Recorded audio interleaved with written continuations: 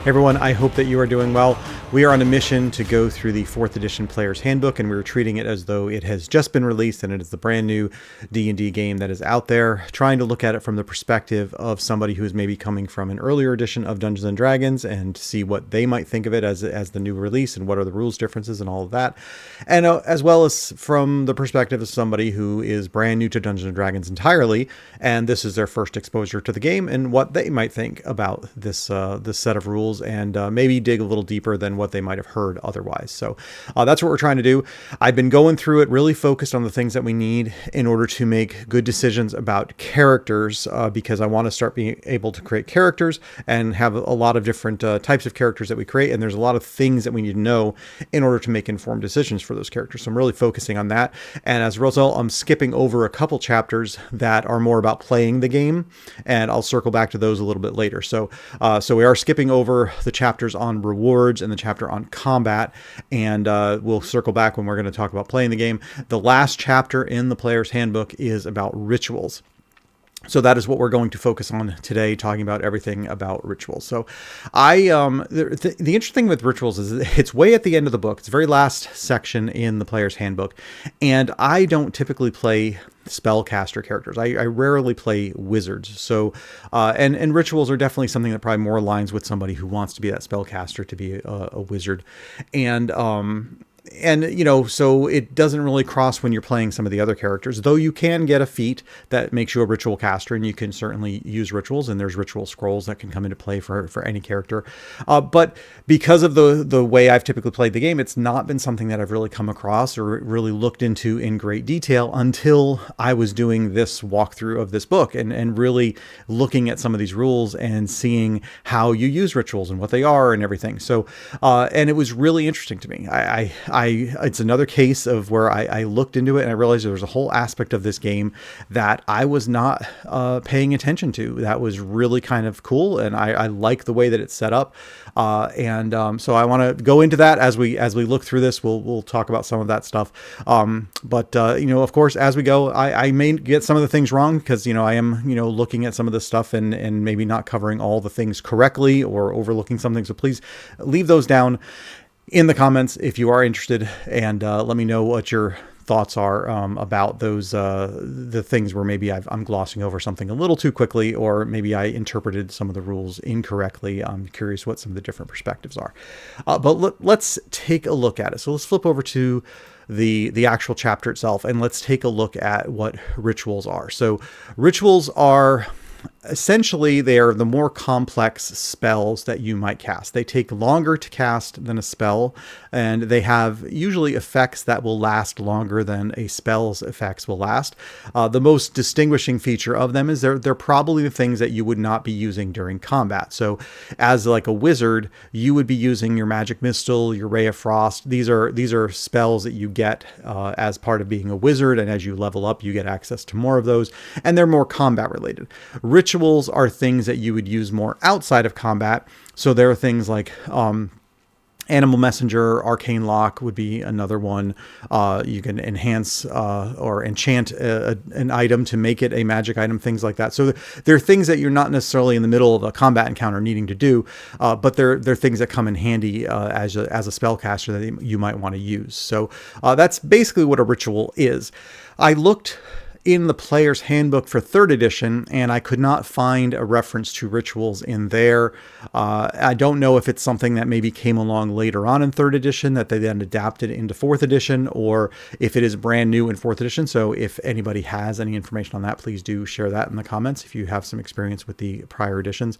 For 5th edition, I know that there is a tag that goes on some of the spells that indicates that it can be cast as a ritual, where you basically take longer to cast it, but then you don't have to spend a spell slot to cast it. So you could use that outside of combat in a situation where you're not under a time crunch, and then you don't have to use up a spell slot. So I do know that exists in 5th edition. So, but I am curious if it's just the way that it's set up here is new to 4th edition as kind of this separate thing where you had this concept of taking longer to cast something, and where you're not under that sort of time pressure to get it done. So that's I'm interested to hear if anybody has any more information on that. So let's talk about the basics of what rituals are. So First of all, there are ritual books, and there are also spell books, and this maybe could be confusing, because in reality they're basically the same thing.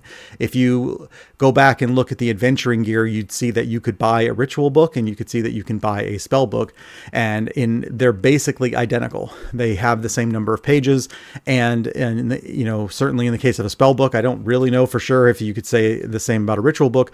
You can put rituals in a spell book, so I imagine you could put spells in a ritual book. So it's really about a high quality book that has the intention of sharing or hosting these magical things.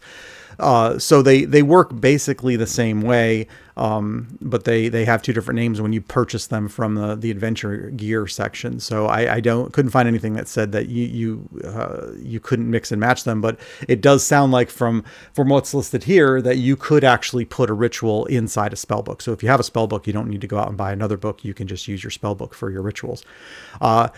The rituals take up a number of pages equal to the level of that ritual. So Arcane Lock is a 4th level ritual. Therefore, it's going to take up 4 pages inside your ritual book or your spell book. And that's basically how you keep a record of the rituals that you know. So everything that you need to know about that ritual would be then stored in that ritual book or the spell book, taking up a number of pages equal to whatever the level is of that ritual. And now you have a record of it. It's there, and you have access to do something with it. But we'll get to how you actually use that in a little bit. So because just having it is not really enough. So that's then it's, how else can you get rituals? Because that's really covering how you get an empty book. You have nothing in it. If you're just going to buy adventuring gear, you have a spell book or ritual book. There's nothing actually in that. Well, you can also get a ritual book from a shop or from a merchant that is selling it, and it may have a ritual in it. Maybe it's got a couple rituals in it, and it'll be priced accordingly depending on what it contains. And, so you could actually purchase them, and they've got all the stuff in there for that ritual. You could also find the ritual during adventuring. You may find a ritual book that already has a ritual in it or multiple rituals in it. And, as you're exploring, looting bodies, things like that. And that's really up to the dungeon master as they're playing out the adventure to determine, whether you are encountering a shop or a merchant that would give you access to be able to purchase one, or whether you find them as treasure during your exploration and playing the game. That's really campaign dependent, table dependent, and up to your DM on how that works. But here's the thing that I like about this. This is one of those, we always kind of go, talk about harkening back to the old school game and what some of the original things were in D&D. And I feel like this is definitely one that calls back to that old school D&D, in that there's no mechanic that gives you access to more rituals. When you create your wizard or you create your cleric, those characters have ritual casting as a feat. It's part of that character. And as such, you get a ritual book and you get access to 2 rituals. I believe it's 2 rituals for those characters. So if you're creating a wizard, you become a ritual caster, you get a ritual book, and you can get 2 rituals for first level that you can put in your ritual book. And that's, so you just get those as part of the rules, but that's it. There are not rules in here. If you look through the section on rituals and you look through the information about wizards, you don't get more rituals when you level up. When you reach your next level, you don't just automatically get access to another ritual. You can only get them if you purchase them from a merchant or a shop somewhere, or you find them while you're adventuring in some way. So that's where the old school nature of this comes back. Is that, if you think about the typical wizard that maybe you would think about from Dungeons and Dragons in the old days of playing the game, one of the things they're really searching for is they're trying to find more spells. They're trying to find more things that they can do to add to their spell book, so they have access to more things that they can do during the game. Nothing is given to them. They have to find it and they have to earn it. And the same is true for rituals here. And I think that's a really nice callback to some of the old school style of play, that other than those first couple that you get when you're first creating your wizard or your cleric, every other ritual that you get is going to be something that you have to find along the way. You have to make a decision to either purchase it or you come across it as treasure, which I think is really cool. Next thing is to really understand about rituals is that just because you have the ritual doesn't mean that you can use the ritual. And so you have to first master that ritual in order to use it. So if you find a ritual book and it's got one or more rituals in it, that's great. You now have it, but you can't actually use it. And if you were to purchase a ritual, a book from a merchant, same thing. You have the ritual, but you can't actually use it yet. And in order to use those rituals, you have to master them. And there's a few criteria you have to follow if you want to master a ritual. And there's a whole section here that talks about how you master a ritual. And there's a few important points here is that first, you need to have the entire ritual. So it has to be in the form of a ritual book. So like we were talking about, Arcane Lock takes up 4 pages in a ritual book. You need to have that ritual book with all 4 pages of that ritual on it. So you cannot have a scroll. Just having an Arcane Lock ritual scroll will not allow you to master the ritual. And we'll talk about scrolls in a little bit, but they're definitely different from having the full ritual itself. So you have to have the full ritual in a ritual book in order to master. If you don't have that, you can't even go to the next step. Next, you have to be a ritual caster. So that means you have the ritual caster feat. Wizards and clerics will both have that feat from the first player's handbook. They get that as part of being the cleric or the wizard.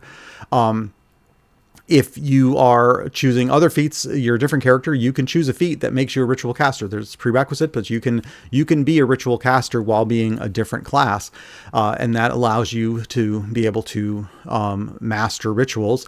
You can purchase a ritual book or a spell book. So you can do the things you need to do to get access to be able to master a ritual.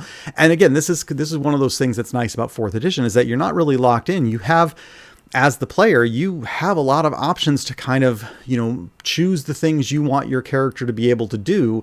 And so, you might be a different kind of character, but you choose the ritual caster feat, you go ahead and get a ritual book, and now you have the ability to do some ritual casting and to find those rituals, and they actually would serve you value as well. So that's the second thing. You have to have the ritual caster feat. And then the last thing you need before you can even try to master it is you have to be at least the level of the ritual. So Arcane Lock, that I'll keep calling back to, is a level 4 ritual. Therefore, your character must be at least level 4. So if you're a 2nd level character and you buy a ritual book that has Arcane Lock in it, you will not be able to master that ritual until you get to level 4. So you have to be at least at the same level as the ritual that you're trying to master. Otherwise, it's just too complex for you. You don't have the experience needed to really master that ritual. So if you meet those 3 things, you have the full ritual in the form of a ritual book, you have the ritual caster feat, and you are at least at the same level of the ritual that you're trying to master, then you can master it. And in order to master it, you then have to spend 8 uninterrupted hours studying that ritual in order to master it. And then by spending those 8 uninterrupted hours, you now can add that ritual to your list of rituals that you have mastered. And as long as you have access to the ritual book with that ritual in it, you can then, perform that ritual, not necessarily cast that ritual, but you perform that ritual because you now have mastered it and it's available to you to actually use. So that's kind of the tricky part with mastering a ritual, that you got to make sure that just because you bought it doesn't mean you can use it. You've got to actually master it. The other part of that, and kind of that's kind of covered down here, is that so let's say that you have a ritual book that you purchased from somebody or you found while adventuring, but you already have a ritual book and you want to copy that ritual from the book that you just got in, and you want to put it in the book that you have, so you don't have to carry 2 books around. The process of copying a ritual from one book to another is also pretty involved. So for every ritual that you want to copy, it requires you to take 8 hours of time for a heroic tier ritual. If it's a paragon tier ritual, it's going to be 16 hours of time. And for an epic tier ritual, it's going to be 24 hours of time. So it takes a long time to copy a ritual from one book to another. But in addition to that, you have to spend the market price for that ritual in components in order to copy it. So just to look ahead here, we can see that, like, I'll go to my arcane lock here. The market price for arcane lock is 150 gold, which means that if you were to say you got a ritual book that has arcane lock in it, and you want to copy that ritual from the book that you obtained into your ritual book where you're keeping all your rituals, you would have to take 8 hours, because it is a heroic tier ritual, and then you would have to spend 150 gold in like special inks and other components to go through the process of actually recording this ritual from one book to another. The good news is that once you've done that, you have mastered the ritual. So, we were talking a second ago about, how you master a ritual. You had to spend those 8 hours. By going through the process of copying a ritual from one book to another, that also means that you then master that ritual, because obviously you're spending 8 hours copying the ritual. That is the time that you would be spending to also master that ritual at the same time. So, and, we might ask, well, why would I need to do that? Why don't I just carry the 2 books? Maybe that's fine. If you have 2 ritual books with it, that's probably okay too. But if you're dealing with things like encumbrance, where you start collecting 10, 15 books with all your different rituals, that might start getting heavy. So maybe you need to start copying those down into one book instead, so that it's not taking up so much of a load for you. So, but that's something to keep in mind. If you're going to copy rituals, it is time consuming, and it costs money, but it also does mean you don't have to carry so many books around. So then I'm gonna skip over a little bit the ritual scrolls. I'll talk about that in a second. I want to take a look at the performing a ritual. This one is it's pretty straightforward. If we go back and look at our ritual, you can see that, like arcane lock, there's a time listed, which is 10 minutes in this case. So it takes 10 minutes of time to perform the ritual. And then it has a component cost. And this is something that you need to provide while you're casting that ritual in order for the ritual to work. So, and there are components here, and whoops, I'm sorry, I skipped ahead down there. So I'm going to talk about components in a little bit, because it's a whole different thing. But basically, to perform the ritual, it's simply going to take, this has to be a ritual that you have. It's in a ritual book. You have the full ritual, and you have mastered this ritual. So if you don't have access to the actual ritual in a book, so if you've lost your ritual book, or you've been taken prisoner and your book's not with you, you cannot do this. You have to have access to the ritual, and it has to be one that you've already mastered. Then you can open up your book and you can go through it. In the case of Arcane Lock, it would take you 10 minutes, and you would have to you need 25 gold worth of a certain component in order to perform the ritual. And I'll talk about the components in just a little bit, but that's the 2 things you got to do.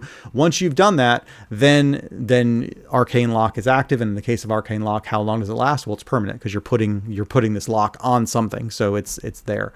If you're looking at something like Animal Messenger, the duration is determined by a skill check. We'll talk about skill checks in just a second. If you're looking at Consult Mystic Sages, this one has a duration of 10 minutes, so it'll last for 10 minutes before it goes away. So that's, but the way that they're cast is all the same, in that there's a time that it takes to cast it, and then there's a cost in the components that you have. And then once you've done those 2 things, then you get the other stuff, and we'll look at that in a little more detail later. So that's how you perform it. So one of the things that I mentioned while we were talking about casting is this skill check. So there's like a key skill listed here. And so, like, for the Animal Messenger, it has there's a check result, and that determines the duration. So like if you got a 19 or lower, it lasts for 6 hours. If you've got a 20 to 29, it lasts for 12 hours. So, what exactly does that mean? So every single ritual has a key skill associated. So this Animal Messenger has a key skill of nature. Arcane Lock is Arcana. The key skill for Brew Potion is Arcana or Religion. Comprehend Languages is Arcana. Cure Disease has a key skill of Heal. So you can see there's different key skills that you need.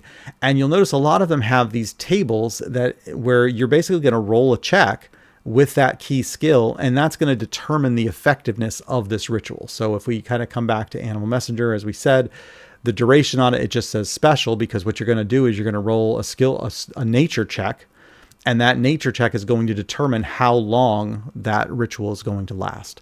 And then if we look at like cure disease, you're going to roll a heal check, and then the result of that heal check is going to determine what happens with or it's physically taxing on the recipient. It could possibly even kill them. So basically it's kind of like side effects of doing this cure disease. There may be some side effects. And so doing that heal check is going to determine what kind of side effects you're talking about. Consult with the Oracle indicates how many questions you can ask. So all these ones that have this table, there's a skill check that you're going to roll, and it's going to tell you the skill, and then the table is going to give you some information about what the result of that skill check means. So that's what the skills are. That's the interesting thing with skills is that you could get assistance from the party on these skills as well. So basically the same rules that you would follow if you're doing any other sort of assistance on a skill check, those rules still apply here. So if you need to do a nature check and there's other people in the party that also have nature and they could try to assist you, they can assist you when you're doing this ritual as well. You're still the one that has to perform the ritual, but they can provide assistance while doing the nature check to help increase the result that you get for it. So that's something else to keep in mind when you look at the rules for how to assist people on skill checks. Those rules do apply when you're doing a ritual. They can also assist you by providing components, because we mentioned, and we'll dig into the components in just a second, that you need like 10 gold of a certain component in order to do the animal messenger ritual.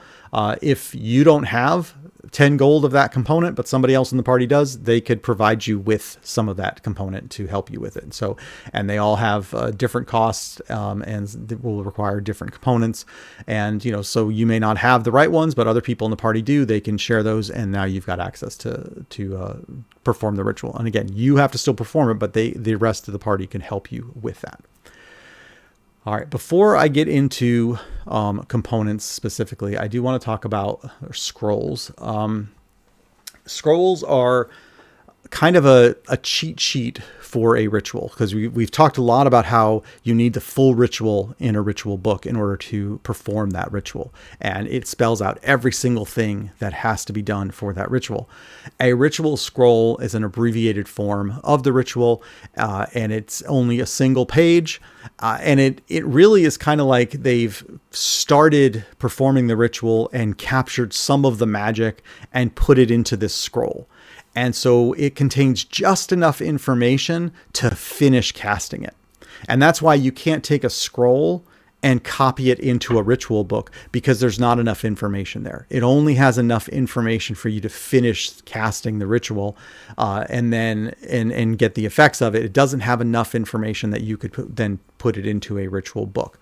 The nice thing is that it requires anybody can do that. If you have a scroll, you can use it. You don't have to be a ritual caster. You don't have to have mastered anything. As long as you have the scroll, then you can use it and do whatever it is on the scroll. So if you have that scroll, then for that arcane lock ritual, then you can use it, and it doesn't even matter what level you're at. Anyone can use it. So they really cross all those boundaries and make it really easy for pretty much anybody to use a ritual. And without those limitations. The only thing that you do have is that you still have to have the components. So, you might have an arcane lock scroll. You still have to spend the 25 gold worth of components to use that scroll. But it also takes half the time, because remember, the scroll was created and it's already got some of the magic done, and you're really just performing the last steps of it. So you don't need the full 10 minutes. You actually would, in the case of arcane lock, you would only need 5 minutes if you're using a scroll, and you'd still have to spend the full amount of the component costs. If you're doing brew potion and you've got a scroll for it, then it would only be 30 minutes instead of 1 hour. The component cost we'll talk about in a second. Animal messenger, it would only take you 5 minutes, but you'd still need the 10 gold. So that's where, the advantage of a scroll is it does give you access to anybody to run these rituals. And, you just got to have the components, and as long as you've got the scroll, you can do it. But you are limited in that you cannot take a scroll and copy it into a ritual book. It doesn't work that way.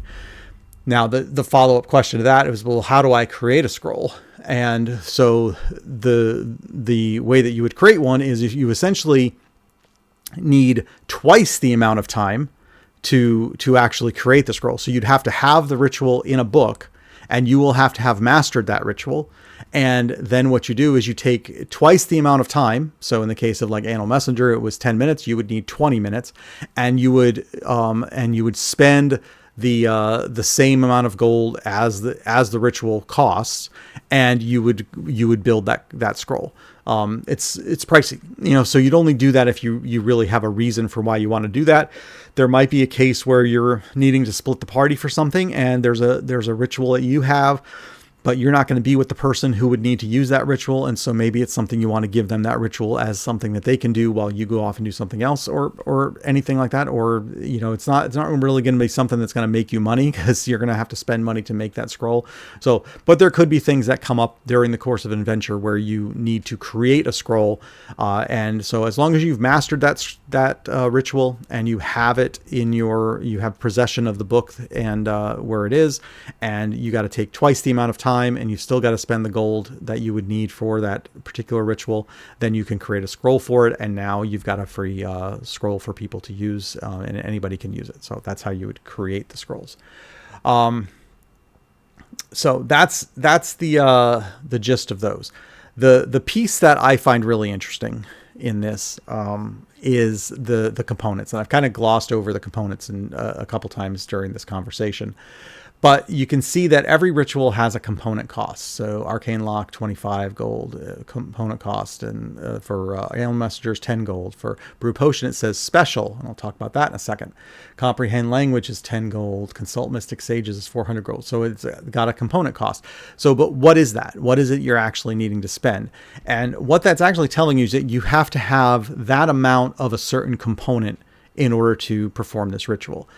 So what component do you need? Well, there's a whole section over here that talks about the different components. You've got alchemical reagents, mystic salves, rare herbs, and sanctified incense.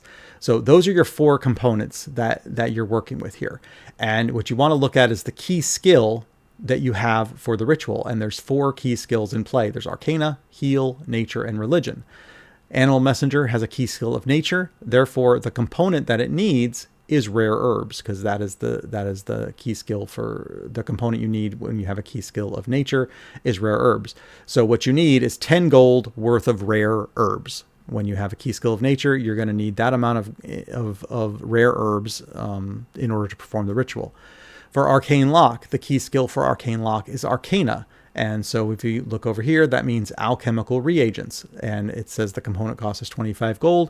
You therefore need 25 gold worth of alchemical reagents. So in addition to someone who is a ritual caster needing to try to find rituals and collect those rituals so they can put them in their book and all that and master those rituals, they also need to be on the lookout for these components.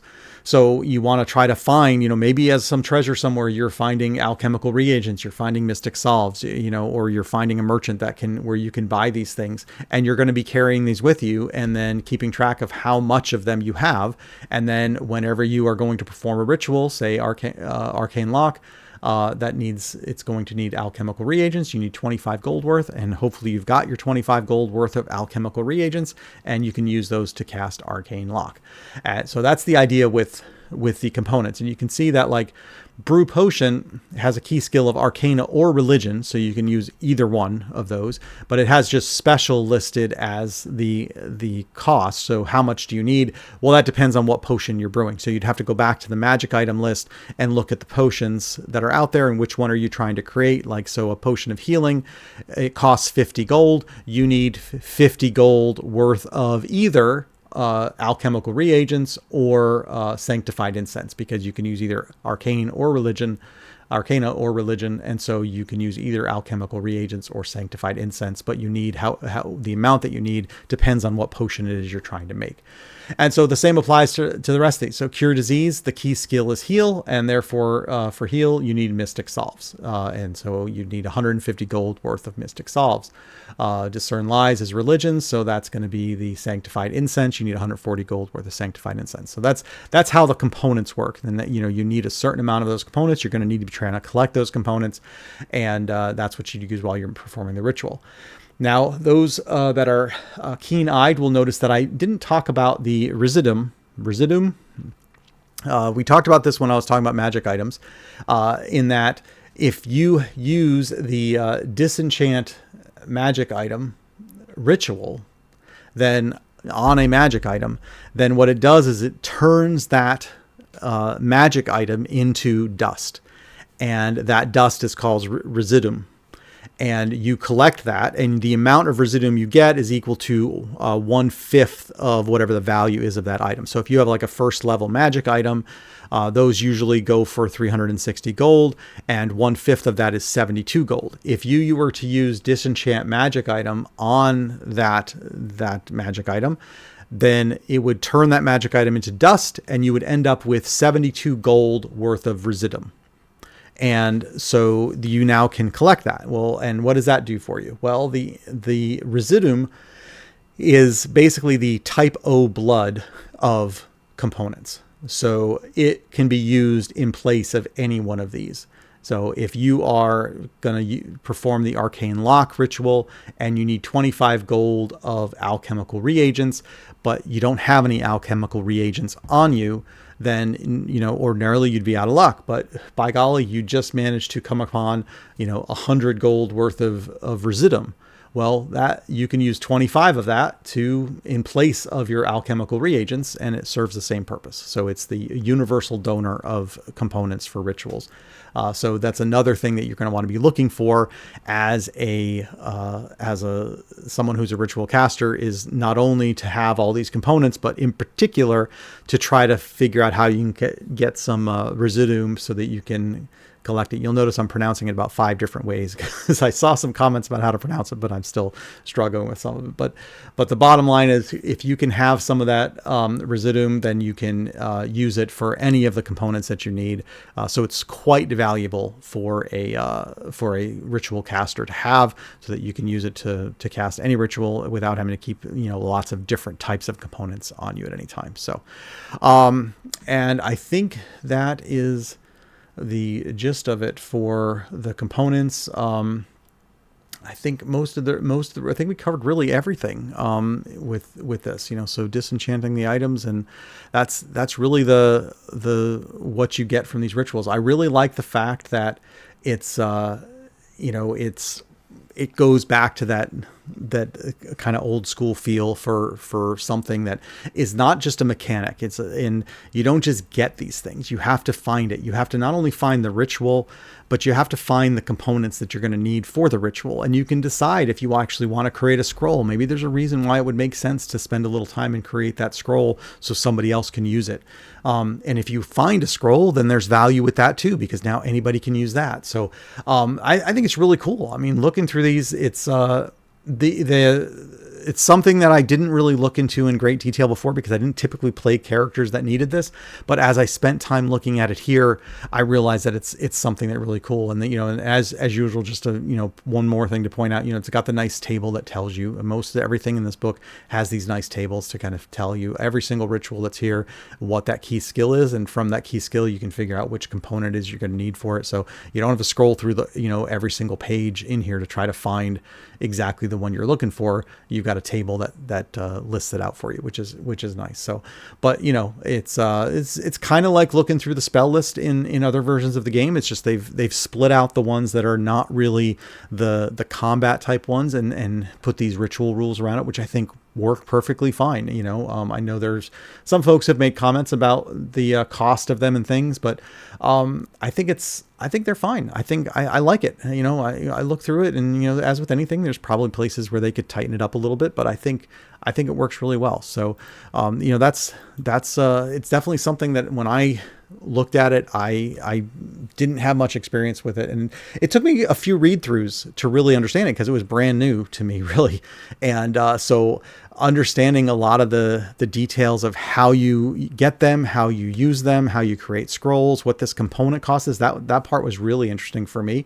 And you know, how this now ties back to those magic items, and how you can disenchant the magic item and collect this substance that you can then use in place of other components. I like that it's all interconnected. There's reasons to do these different things, and so it's really cool. I really like this part of the book. It was definitely something I was missing out on by not having explored that previously. So I'm sure I glossed over some things that are probably important when it comes to rituals. For those of you that have used rituals a lot in the past, definitely interested to see if they did exist like in later material for 3rd edition, and it was just something that was then adapted into 4th edition, or if this was something brand new based on the way that they were doing powers and things, that they kind of split this out and made this new set of rules. So, but you know, let me know those in the comments, of course, if you've got some other thoughts on it. Love to hear from you on that. We're pretty getting to the end of the things that we need in order to get into character creation, and I want to then jump into actually creating some characters. I might do that live. I might just record it. So we'll see how that goes. You know, if you have thoughts on how you'd like me to approach the character creation, whether that's live or just in recordings, let me know that. I'd be interested to get your thoughts there. And then we'll dig into the chapters on rewards and combat and anything else we've missed over for actually playing the game. And then we'll start digging into other books. We still got the whole Dungeon Master's Guide to go through. We'll look at the Monster Manual, and then there you know, more material that was released, and we'll dig into that stuff too. So anyway, this was Rituals. I thought it was really interesting. If you enjoy the video, please like it, subscribe to the channel, check out my Ko-fi link down in the description if you are interested in supporting the channel in that way. Completely up to you. But until next time, take care.